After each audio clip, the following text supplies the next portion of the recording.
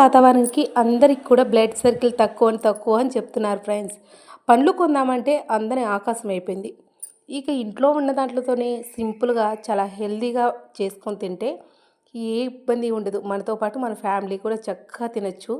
So ఈ బెల్లం శనగపప్పులతో ఈ చిక్కీలు చాలా మంచిదండి.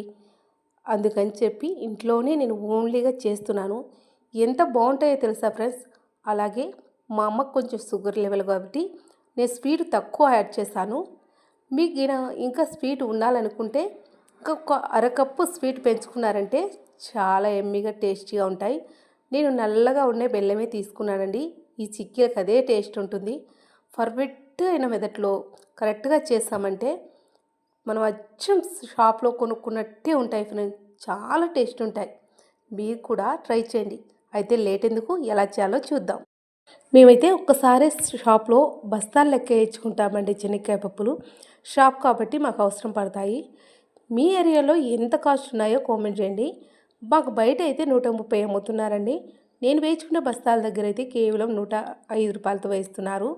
అందుకని మనకు అన్ని సరుకుల మీద కలిసి వస్తుందని చెప్పి నేనైతే బయట నుంచి సరుకు ఆర్డర్ మీద తెప్పించుకుంటాను.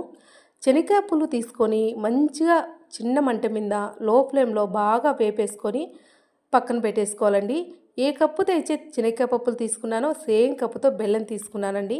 ఎందుకంటే మా ఇంట్లో కొంచెం స్వీట్ తక్కువ తింటున్నారు. స్వీట్ బలంగా బాగా తినాలి వాళ్ళైతే గిన ఒక అరకప్పు వరకు తీసుకోవచ్చు. నేను అందుకే షుగర్ పేషెంట్లకు అందరికీ బాగా యూజ్ అవుతుందని కొంచెం నల్లగా ఉండే బెల్లాన్ని తీసుకున్నాను. బెల్లం అనేది పూర్తిగా మీ ఆప్షనల్ అండి. మీకు నచ్చింది తీసుకోవచ్చు. నేనైతే కప్పు బెల్లానికి కప్పు శనక్కాయ పప్పులు తీసుకున్నా.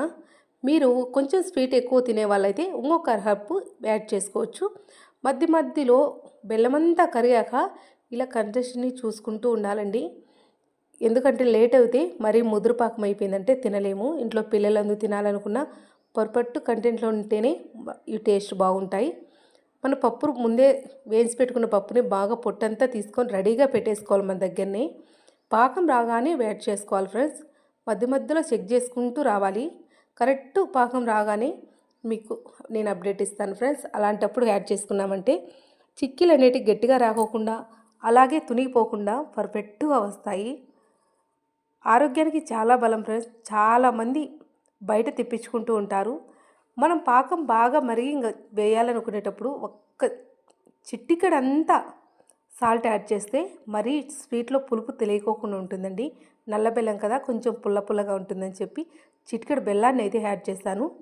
ఇప్పుడైతే పాకం కంప్లీట్గా వచ్చిందండి. వాటర్లో పడగానే వంట చేతికి వచ్చేయాలి. అప్పుడు పర్ఫెక్ట్గా అవుతుంది. మనం పల్లీలు వేయగానే బాగా కలబెట్టేయాలండి. ఆ పాకాన్ని ఎంత ఆల్మోస్ట్ పల్లీలు లాగేసేయాలి. అప్పుడే స్వీట్ బాగుంటుంది. మనము చిక్కీలు తినేటప్పుడల్లా మనం చేసి నిలువ పెట్టుకున్నామంటే వారం 15 రోజులైనా చెరిపోవు ఫ్రెండ్స్. చిన్నపిల్లలకు పెడితే చాలా ఆరోగ్యం. శనక్కాయ పప్పులు మంచిగా అవుపోయినా బెల్లంలో యాడ్ చేస్తాం కాబట్టి చాలా బలమండి. డాక్టర్ కూడా మంచి సలహా ఇస్తారు ఇలాంటివి తినమని. మనం ముందుగా ప్లేట్లో నెయ్యి కానీ ఆయిల్ కానీ అప్లై చేసేసుకొని ప్లేట్ రెడీగా ఉంచుకొని ఆడ పాకం తెలియక చూడండి పాకం అంతా శనక్కాయ పప్పులు పట్టేసాయి. ఇలా ఒకసారి మంచిగా కలబెట్టేసుకొని బాగా స్ప్రెడ్ చేసేయాలి. ఎందుకంటే చిక్కీలు పర్ఫెక్ట్గా రావడం కోసం. నేనైతే ఇంట్లోకే కదా ఫ్రెండ్స్, అందుకే మరీ కరెక్ట్ కొలతలతోనేం కట్ చేయలేదు. ఊరికే ఘాట్లు పెట్టి వదిలేసాను. అందరం పెద్దవాళ్ళం కాబట్టి ఒక ముక్క తిన్నా బాగుంటుంది. జాంకిలు తీసుకోవాల్సిన అవసరం ఉండదని పెద్ద ముక్కలకే పెట్టాను ఫ్రెండ్స్. అన్నీ అలా ఘాట్లు పెట్టేసి వదిలేసాను. చూడండి